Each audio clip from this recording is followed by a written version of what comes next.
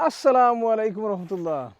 So today what I'm going to do is I'm going to talk to you about leaf mould and the benefits of leaf mould, and can it be actually harmful to the environment, and can it be actually harmful to your gardens.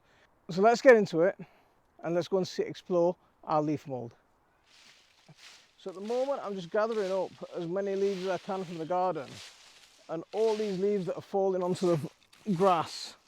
Now, one of the problems when leaves fall on grass is that it can stay on there for quite a long time, and it can actually suffocate some of the grass blades, and your grass grows a little bit weaker. That's one of the problems with it. But on the flip side, there's the advantage that as that leaf breaks down, it'll feed the soil and turn into food for the next generation of grass that's coming up. So there's a little bit of a thing to think about there. But what I like to do is whenever there's leaves on my grass, I like to pick them up, and I like to get them up so I can use for my leaf mould. So one, is making me a brilliantly resource for me to use. Two, it's making my lawn look a little bit prettier. And three, it's not killing and suffocating that grass. So I'm just gathering all my leaves up in a big dumpy bag.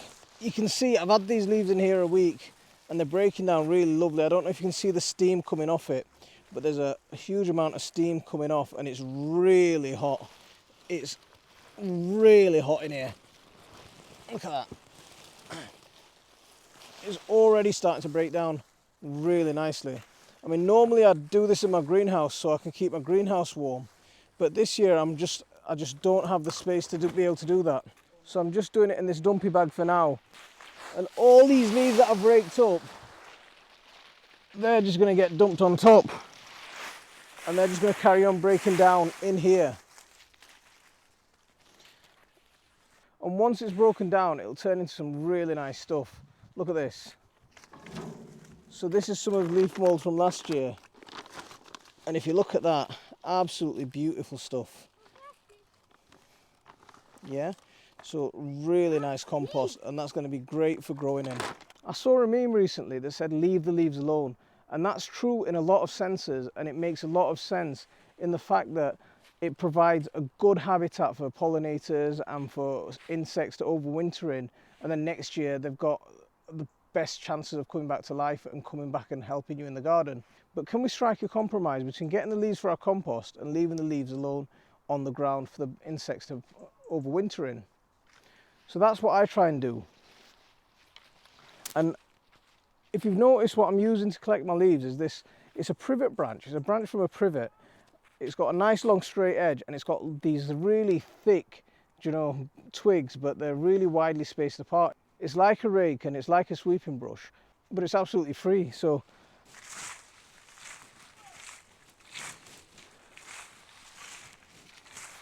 now if you notice, all the leaves that I'm picking up are from my grassy areas. So right here I've got this massive strawberry bed that runs all the way to the top, and as you can see, it's covered in leaves, and I'm leaving these leaves completely alone. I'm not going to touch those leaves. They're going to protect that soil, they're going to protect the strawberry plants, and they're going to feed the strawberry plants for next year, and they're going to provide that habitat that people are wanting for the pollinators right now. But these leaves that are on the grass, they'll get blown about by the winds in a few weeks. When we start getting some serious winds, they're just going to get blown about. Who knows where they'll end up. And in the meantime, they're causing damage to my lawn. Another thing to consider is the source of your leaves. Now, some plants are allelopathic, things like walnut. Now, they can actually be detrimental to growing for next year. So if you do get any allelopathic leaves like walnut, I mean, it's fine, it'll turn into leaf mould, but just leave it to break down for a little bit longer. So instead of leaving it for a year or 6 months, leave it for a couple of years and let the allelopathic effects wear off, and then you've got some brilliant material for you to use again. But it's so easy to make. I mean, literally all you're doing is picking some leaves up, put them in a corner and forgetting about them, and then coming back in a year's time and you've got some lovely soil. I mean, you can try and make it faster, but the way to make it faster is to break the leaves up. If you use a lawnmower to go over them, then in 6 months you could end up with leaf mould, but it won't be as fungal dominated because you need a longer process for that fungus to develop.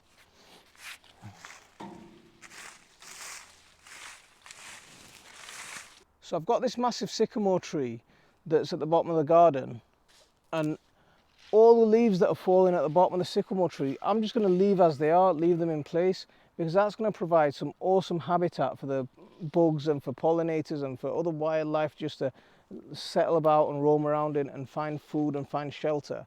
That's the same thing that I'm doing over here with this buddleia. There's lots of butterflies and lots of moths that visit this tree. So underneath it, I'm just leaving all the leaves to settle, because if there are already overwintering moths and overwintering butterflies, they can just stay there. But where I've got something like an apple tree, I'm going to remove the leaves from around the base of that, and I'm going to apply fresh mulch. Because what can happen is sometimes in the leaf litter there can be some moths that overwinter in it that can be a nuisance for next year's apple crop. So if I just remove the leaves and then I apply a fresh layer of mulch to the soil, then I'm getting rid of a potential pest.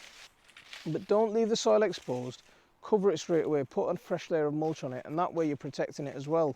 So on a bed like this is a patch where I was a bit late sowing cover crops on, and the young seedlings are just about establishing. But there's big sycamore leaves falling over the top of them, and it can suffocate them. So I'm just going to carefully remove these. Yeah, there's loads of work to do over there. So any leaves that fall on place like this, they can all be gone, because I want these plants to, I mean, it's still quite warm this winter, so I want these plants to come back to life and grow a little bit and protect my soil.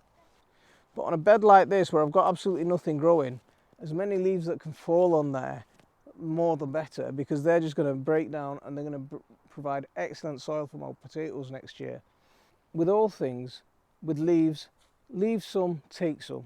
Don't take so many that you're depriving nature, but take some and use it for yourself. I wouldn't advise going to the woods and stripping those areas bare of leaves, because that's a really important habitat for plants for next year, for pollinators for next year, for insects to overwintering. So I wouldn't recommend doing that. So if you go around your neighbourhood, you'll see council workers pick up leaves and bag them. That's a great source of getting free leaves. They've done the work for you. You just pick them up and bring them home. What I also like to do is I drive around my neighbourhood sometimes, and I see someone with a tree in the front garden and loads of leaves that have settled on the pavement outside. I'll just pick those up, bundle them into a bag, bring them home, and they'll make some really lovely leaf mould for me for next year. My daughter's doing a great job of picking the leaves off these young cover crop plants. There's not much to it. It's not complicated to make leaf mould. It's not difficult. So just bear in mind two simple things: leave enough for the wildlife, be a little bit wary of plants with allelopathic qualities. Other than that, fill your boots or fill your dumpy bags, but have fun, go out and make leaf mould. So I'm going to leave it there for this one. Assalamu alaikum wa rahmatullah.